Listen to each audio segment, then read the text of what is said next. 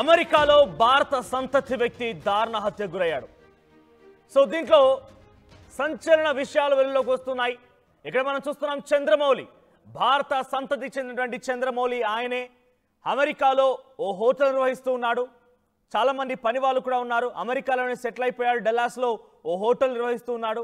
అయితే ఆయన హోటల్లో ఇటీవల జనవరిలోనే ఒక వ్యక్తి చేరాడట. వాడి పేరు కొబోస్ మార్టినేజ్. కొబోస్ మార్టినేజ్ ఇక్కడ చూడండి, రైట్ సైడ్లో కనబడుతుండే ఆ నిందితుడి వాడు సైకోగాడు.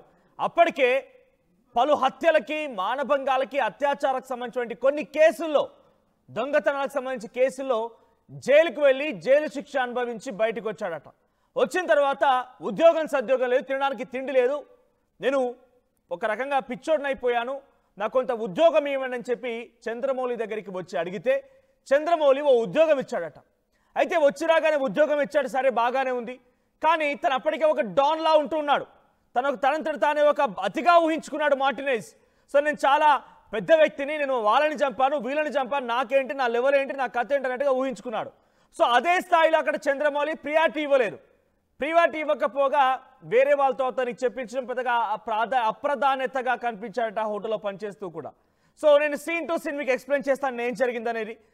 చంద్రమౌళిని హతమార్చి తలను తెంచేసి ఆ తలని ఫుట్బాల్ ఆడాడు ఆ సైకోగాడు. సో సైకో చేసినటువంటి పని ఏంటి, ఏం జరిగిందని చూస్తే కనుక ఇప్పుడు చాలా విస్తుపోయే విషయాలు బయటపడుతున్నాయి. దాంట్లో బిగ్గెస్ట్ థింగ్ ఏంటంటే వాడు ఆల్రెడీ జైలుకు వెళ్ళి జైలు జీవితం గడిపి బయటకు వచ్చాడు. ఆ నిందితుడికి సైకోగా ముద్ర కూడా ఉంది. వాడు సైకో అన్నట్టుగా ముద్ర కూడా వేశారు. సో డీటెయిల్స్లోకి వెళ్తే అది 10వ తేదీ సెప్టెంబర్ 10 తెల్లవారుజామున 8:30 సమయానికి, as per America timings and date. So 8:30 సమయానికి తెల్లవారుజామున హోటల్ యజమాని అయినటువంటి చంద్రమౌళి హోటల్లోకి ప్రవేశించాడు. అంతా పనిచేస్తూ ఉన్నారు. అక్కడ నుండి ఒక మహిళని పిలిచి, వాషింగ్ మిషన్ రిపేర్లో ఉంది, మీరు వాషింగ్ మిషన్ ఉపయోగించకండి, మీరు ఏవైతే ఆ సర్వీస్ చేస్తూ ఉంటారో, రూమ్ సర్వీస్ చేస్తూ ఉంటారో ఆ క్లాత్స్ తీసిన తర్వాత ఆ క్లాత్స్ని పక్కన పెట్టండి, లేదంటే వేరే వాళ్ళతో అది ఉతికించండి, కానీ ఆ వాషింగ్ మిషన్ మాత్రం వాడకండి, రిపేర్లో ఉంది, సరిచేయిస్తానని చెప్పి చెప్పుకొచ్చాడట. అయితే ఈ మాటని ఉన్నటువంటి మొత్తం స్టాఫ్కి చేరవేయాలి కాబట్టి ఆ మహిళ ఎవరైతే చంద్రమౌళికి చెప్పారో, ఎవరైతే చంద్రమౌళికి నుంచి ఆదేశం తీసుకున్నారో, ఆ ఆదేశం తీసుకున్న మహిళ అందరికీ చెప్తూ వెళ్తోంది. ఓ రూమ్లో ఈ మార్టినేజ్ పనిచేస్తున్నాడు. ఆల్రెడీ చెక్ అయినటువంటి కస్టమర్స్ మళ్ళీ చెక్అవుట్ అయిపోయారు. ఆ రూమ్ సర్వీస్ చేయాలి కాబట్టి దాన్ని మళ్ళీ సర్దించాలి కాబట్టి అక్కడికి వెళ్ళిపోయి ఆ బట్టలు తీస్తూ ఉన్నాడంట. ఆ క్లాత్స్ అన్ని, బెడ్షీట్స్ అవన్నీ తీస్తూ ఉన్నాడు. అంతలోనే ఆ మహిళ వచ్చి, మార్టినేజ్ ఇలా సార్ చెప్పారు, వాషింగ్ మిషన్ రిపేర్లో ఉంది కాబట్టి దానిలో వేయకన్నారు, వాటిని ఎవరైతే తీస్తున్నారో వాళ్ళే ఉతికించమన్నారన్న రకంగా చెప్పుకొచ్చిందో తను ఏం చెప్పిందో తెలీదు. కానీ అంతలోనే బయటకు వచ్చినటువంటి మార్టినేజ్ ఆగ్రహంతో ఊగిపోయి, అప్పటికే తనకు ప్రాధాన్యత ఇవ్వడం లేదన్నట్టుగా మాట్లాడుకు రావడం, ఓ సైకోగాడిగా ఉండడం, అట్టు నిన్న కొంత మద్యం కూడా సేవించాడన్నట్టుగా తెలుస్తోంది. సో ఈ నేపథ్యంలోనే ఆయన ఈ రకంగా దుర్మార్గానికి పాల్పడ్డట్టు తెలుస్తోంది. సో ఏదేమైనా మార్టినేజ్ బయటికి రాగానే ఒక్కసారిగా రూమ్ నెంబర్ 108 అంటూ కూడా తెలుస్తోంది. రూమ్ నెంబర్ 108 నుంచి బయటకు వచ్చి ఒక మహిళ అప్పటికే అక్కడ cleaning room service at the same time corridor clean చేస్తోంది. ఆ మహిళ దగ్గర ఒక షార్ప్ నైఫ్ లాంటిది ఉందంట. సో ఆ షార్ప్ నైఫ్ తీసుకుంది ఈ మార్టినేజ్, షార్ప్ నైఫ్ తీసుకున్నాడు ఆ మహిళ దగ్గర నుంచి.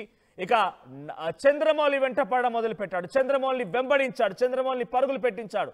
ఇలా మార్టినేజ్ చాలా వేగంగా తనపైకి ఆగ్రహంతో కత్తితో రావడం చూసినటువంటి చంద్రమౌళి పరుగులు పెడుతూ, తనకు కార్యాలయం ఉంది, ఆ కార్యాలయం లేకపోతే అదే హోటల్లో ఒక నివాసం కూడా ఉంది, అందులోకి వెళ్ళిపోయాడు. సో అందులో వెళ్ళిపోగానే వెంటనే అక్కడ భార్య అండ్ కొడుకు, 18 ఏళ్ల కొడుకు అండ్ భార్య ఇద్దరు అక్కడే ఉండిపోయారు.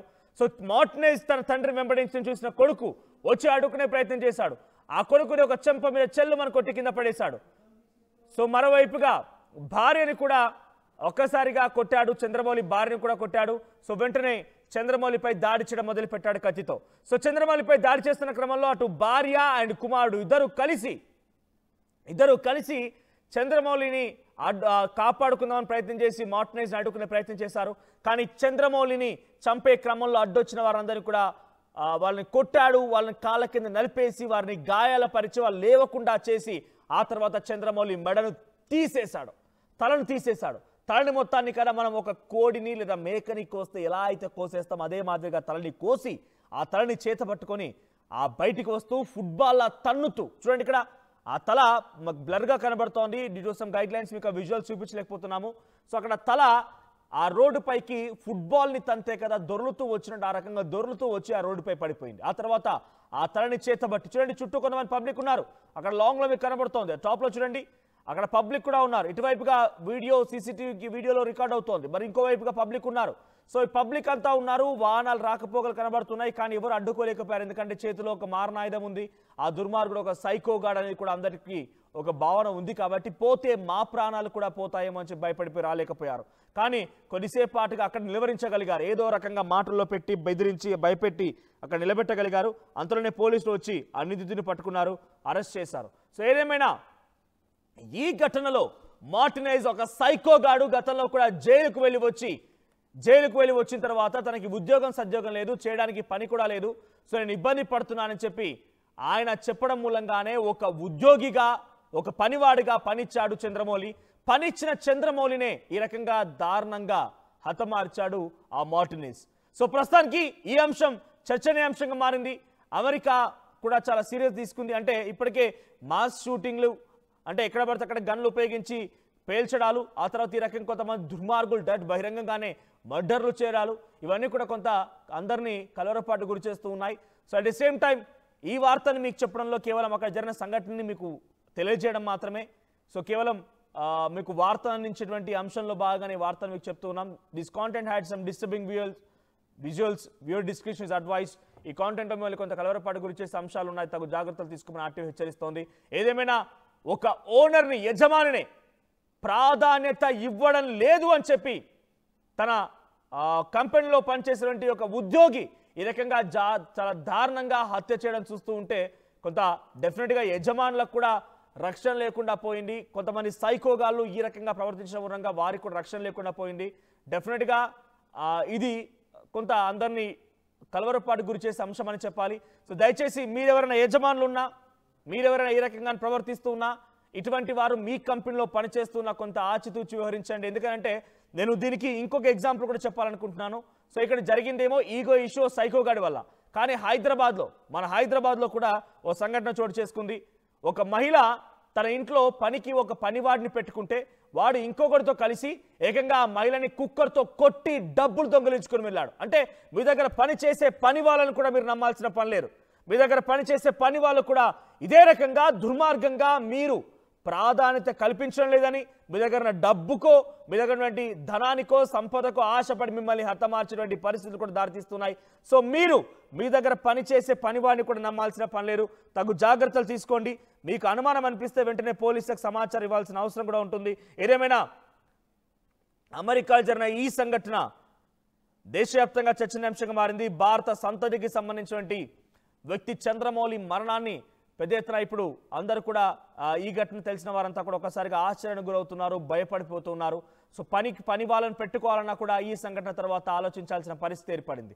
సో మీ అభిప్రాయం ఏంటి?